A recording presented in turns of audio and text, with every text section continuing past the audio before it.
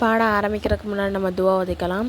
ரப்பி ஷ்ரஹ் லி சத்ரி வயஸ்ஸிர் லி அம்ரி வஹ்லுல் உக்தத்தம் மின் லிசானி யஃப்கஹு கௌலி ரப்பி ஸித்னி இல்மா ரப்பி ஸித்னி இல்மா ரப்பி ஸித்னி இல்மா. அஸ்ஸலாமு அலைக்கும் வரஹ்மத்துல்லாஹி வபரகாத்துஹு. ஒரே மாதத்தில் நம்ம குர்ஆன் ஓத தெரியாதவங்க கூட குர்ஆன் ஓதுறதுக்கு ஒரு அரிய வாய்ப்பு இதாக இருக்கும். இது வீடியோ காலில் உங்களுக்கு கிளாஸ் நடத்தப்படும். அது மட்டும் இல்லாமல் உங்களுக்கு ரெக்கார்டாகவும் வீடியோ உங்களுக்கு கொடுக்கப்பட்டுரும். இதில் யார் வேணால் கலந்துக்கலாம், எந்த வயசுலேருந்து வேணால் கலந்துக்கலாம். ஒன்லி லேடிஸ் மட்டும்தான். அப்படியே பசங்க சேரணும் அப்படின்னு சொன்னால் 10 வயசு கீழே உள்ள ஆண் பிள்ளைங்கள் மட்டும் இதில் ஜாயின் பண்ணிக்கலாம். ஒரே மாதம்தான், ஒரே மாதத்தில் இன்ஷா அல்லாஹ் நம்ம குர்ஆன் ஓத கற்றுக்கலாம். எந்த மாதிரி ஓதணும்னு சொல்லிட்டு ஓதுறதை கற்றுக்கலாம். இதோடைய ஃபீஸ் என்ன அப்படின்னு சொன்னால் ஒன்லி 200 ஒன்லி தான். இன்ஷா அல்லாஹ் இந்த ஒரு அரிய வாய்ப்பை நீங்கள் பயன்படுத்திக்கோங்க. பாடம் 3. அல்லாஹ் தாலா அனைத்தையும் அறிகிறான். அதாவது அல்லாஹ் தான் இந்த உலகத்தில் உள்ள அனைத்து விஷயமே நன்கு அறியக்கூடியவனாக இருக்கிறான். அவனை தவிர எந்த ஒரு செயலுமே நடக்கவே நடக்காது. இப்போ உதாரணத்துக்கு சொல்லப்போனால் ஒரு மரத்துலேருந்து இலை உதிர்வதாக இருந்தாலும் கூட அது அல்லாஹ்வோட அனுமதியோடு தான் அது கீழே உழக்கூடியதா. அந்த மாதிரி எல்லா விஷயங்களுமே சரிங்களா, எல்லாமே அல்லாஹ் அறியக்கூடியவனாக இருக்கான். அதே மாதிரி மனிதன் செய்யக்கூடிய அனைத்து விஷயங்களும் அவன் மனசில் எண்ணக்கூடிய எல்லா விஷயமே அல்லாஹ் அறிவான்.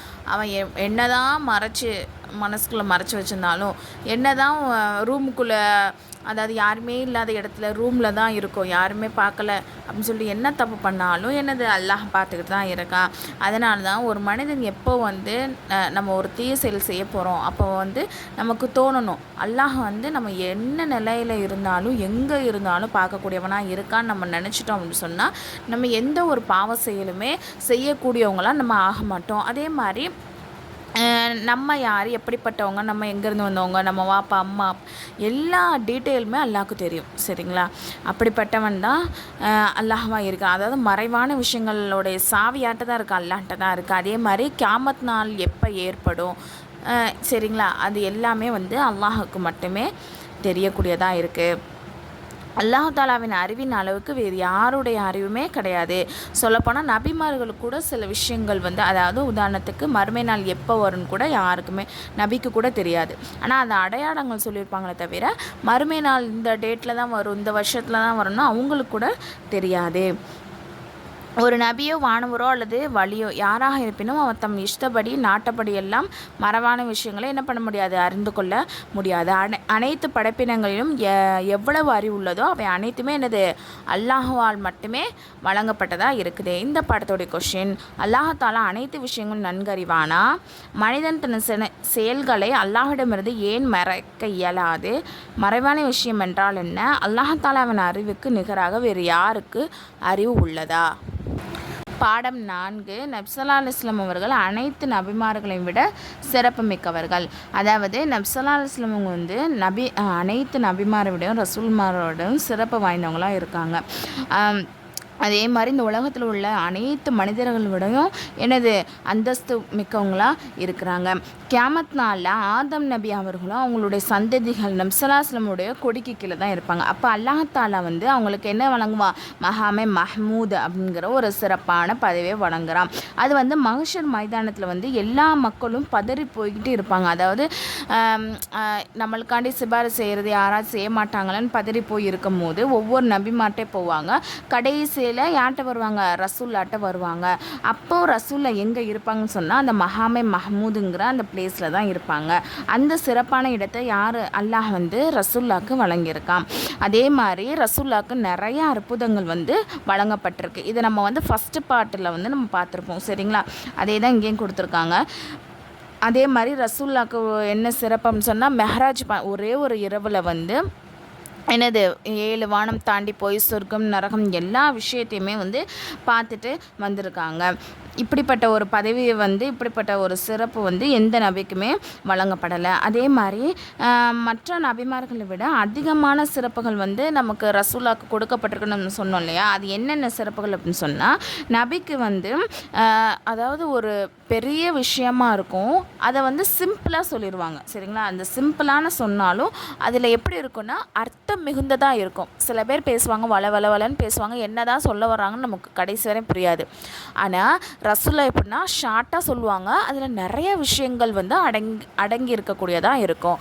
அடுத்தது 2வது என்ன அப்படின்னு சொன்னால், அதாவது நபி ஸல்லல்லாஹு அலைஹி வஸல்லம் அவரிடமிருந்து 1 மாத கால பயண தொலை தூரத்தில் உள்ள, அதாவது இப்போ ஒருத்தவர் வந்து காஃபிர், ஓகேங்களா, அவங்க வந்து ரசூலுல்லாஹ் வந்து தாக்குறதுக்கு வர்றாங்க. அப்படி அவங்க ஊர்லேருந்து ரசூலுல்லாஹ் இருக்கிற பிளேஸ்க்கு வர்றாங்க. அந்த பிளேஸு வர்ற தூரம் வந்து 1 மாதம் அவங்க பயணம் செஞ்சால் தான் ரசூலுல்லாஹ்கிட்டே வர முடியும். சரிங்களா, அவ்வளோ தூரம் இருக்குது. அப்படிப்பட்ட தூரத்தில் உள்ளவரே எனது ரசூலுல்லாவை பார்த்து அஞ்சக்கூடியவராக இருந்திருக்காரு. சரிங்களா, அந்த சிறப்பு. 1 மாத பயண தொலை தூரத்தில் உள்ள காஃபிர்களில் மனதிலும் எனது ரசூலுல்லாஹ்வுடைய அச்சம் போடப்பட்டிருந்தது. அப்படி அதாவது இப்போ ரசூலுல்லாவே தாக்க வர்றாங்க அப்படின்னு சொன்னால் 1 மாதம் ஆகும், தாக்க வர்றதுக்கே 1 மாதம் ஆகும். அப்படிப்பட்ட தொலைவில் இருந்தும் கூட அவருக்கு என்ன மனசில் வந்து ரசூலுல்லாஹ்வுடைய பயம் இருக்கும் அப்படின்னு சொல்கிறாங்க. சரிங்களா, அதே மாதிரி முன்னுள்ள சமுதாயத்துக்கு வந்து இப்போ போர் நடக்குது. போர் நடந்து முடிஞ்சதுக்கப்புறம் ஜெயிச்ச கூட்டங்களை என்ன பண்ணலாம், அந்த போட்டுட்டு போன எதிரிகளுடைய பொருட்களை வந்து எடுத்துக்கலாம். அது வந்து என்ன பொருள்னால் கனிமத்து பொருள் அப்படின்னு சொல்லப்படும். அது முன்னாடி உள்ள சமுதாயத்திற்கெலாம் ஹராமாக்கப்பட்டிருக்கு. அதை வந்து யூஸ் பண்ணக்கூடாது, இது எடுக்கக்கூடாது. சரிங்களா, ஆனால் நம்மளுடைய உம்மத்துக்கு என்னது ஹலாலாக்கப்பட்டிருக்கு. அடுத்த 4வது விஷயம் என்ன அப்படின்னு சொன்னால், கியாமத் நாளின் அனைத்து முன்னோர்களும் பின்னோர்களும், அதாவது ஆதம் நபியிலேருந்து இறுதி நம்ம அதாவது உலகம் அழிய போகிற வரையும் எல்லா மக்களும் இருக்கும் போது அல்லாஹ்ட்ட சிபாரிசு பேசக்கூடிய அந்த சிறப்பு யாருக்கு தான் இருக்கும், ரசூலுல்லாஹ்க்கு தான் அந்த சிறப்பை அல்லாஹ் வழங்கியிருக்கான். அதே மாதிரி நபி ஸல்லல்லாஹு அலைஹி வஸல்லம் அவருக்கும் அவருடைய உம்மத்தாருக்கும் பூமி முழுவதும் மஸ்ஜிதாகும், சுத்தமானதாகவும் ஆக்கப்பட்டுள்ளது. அதாவது என்ன அர்த்தம் அப்படின்னு சொன்னால், இப்போ நம்ம வந்து எங்கே போனாலுமே நம்ம தொழுதுக்கலாம். பஸ்ஸில், ட்ரெயினில், சரிங்களா, எந்த இடத்துல போனாலும் நம்ம தொழுதுக்கலாம். அதே மாதிரி இப்போ நம்ம தண்ணியில் தான் ஒழு செய்யணும்னு நமக்கு கிடையாது. இப்போ தண்ணியே கிடைக்காத நேரத்தில் என்ன பண்ணலாம், மண்ணை வச்சு சுத்தம் பண்ணி தயமம் பண்ணி என்ன பண்ணிக்கலாம், தொழுதுக்கலாம். அப்படிப்பட்ட சிறப்பு வந்து நமக்கு கொடுக்கப்பட்டிருக்கு. அதுக்கப்புறம் வந்து இப்போ எந்த நபி எடுத்துக்கிட்டாலும் அவங்க மௌத்தா போகிற வரையினா அந்த மக்கள் வந்து அவங்கள பின்பற்றுவாங்க. இப்போது ஒரு நபி மௌத்தா போயிடுறாங்க அப்படின்னு சொன்னால் அடுத்த நபி எந்த நபி வர்றாங்களோ அந்த நபி என்ன சட்டம் கொண்டு வராங்களோ அவங்கள தான் ஃபாலோ பண்ணணும். சரிங்களா, ஆனால் நமக்கு வந்து ரசூலுல்லாஹ்க்கு அப்படி இல்லை. இப்போ அவங்களுடைய கூட்டத்தார் வந்து அவங்களையும் ஃபாலோ பண்ணுவாங்க. இப்போ இன்னுமே அதாவது மறுமை நாள் வரையும் வரக்கூடிய மக்களும் யாரை தான் ஃபாலோ பண்ணணும், ரசூலுல்லாவை தான் ஃபாலோ பண்ணணும். அப்படிப்பட்ட சிறப்பு வந்து ரசூலுல்லாஹ்க்கு இருக்குது. அதே மாதிரி நபி ஸல்லல்லாஹு அலைஹி வஸல்லம் அவர்களுக்கு வந்து பாயிண்ட் என்னென்னா அதோட தான் சொல்கிறாங்க. அதாவது எல்லா நபிமார்களும் அவங்கவுங்க காலத்து மக்களுக்கோ ஒரு கூட்டத்துக்கோ தான் நபியாக இருப்பாங்க. ஆனால் நம்மளுடைய ரசூலுல்லாஹ் வந்து எப்படின்னா அந்த உலக மக்கள் எல்லாருக்குமே என்னது நபியாக ஆக்கப்பட்டிருக்காங்க. அப்போது நபி ஸல்லல்லாஹு அலைஹி வஸல்லம் அவர்களின் சகல படைப்புகளை விட அதாவது தம் உயிரை விடவும் என்னது அதிகமாக அவங்கள வந்து நம்ம நேசிக்கணும். மேலும் சரியத்திற்குட்பட்ட அன்னலாரை கண்ணியப்படுத்தவும் புகழ்வதும் ஒவ்வொரு உம்மத்தின் மீது கட்டாயமாகும். சரிங்களா, அதாவது சரியத்திற்குட்பட்ட அளவுக்கு நம்ம அவங்கள வந்து புகழ்ந்துக்கலாம். ஓகேங்களா, அவங்க மீது ஸலவாத் சொல்கிறது அந்த மாதிரி விஷயங்கள். ஓகேவா, இந்த பாடத்தோட கொஸ்டின் என்ன அப்படின்னு சொன்னால், அனைத்து நபிமார்கள் மற்றும் ரசூல்மார்கள் மிக சிறப்பானவர் யார்? மகாமே மஹமூதே அல்லாஹ் எவருக்கு வழங்குவான்? ஜவாமியுல் காலிம் என்றால் என்ன, அது யாருக்கு வழங்கப்பட்டது? இந்த உம்மத்திற்கு கனிமத் பொருள்கள் ஹலால் ஆகுமா? அன்னலாரை எந்த அளவு நேசிக்க வேண்டும்? இது ஃப்ரீ முஅல்லமா கோர்ஸ். இதில் வந்து 1 இயர் கோர்ஸ்.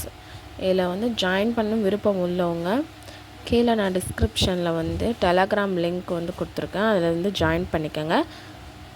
அதில் வந்து இன்னும் சில டீட்டெயில்ஸ்லாம் கொடுத்துருக்கேன்.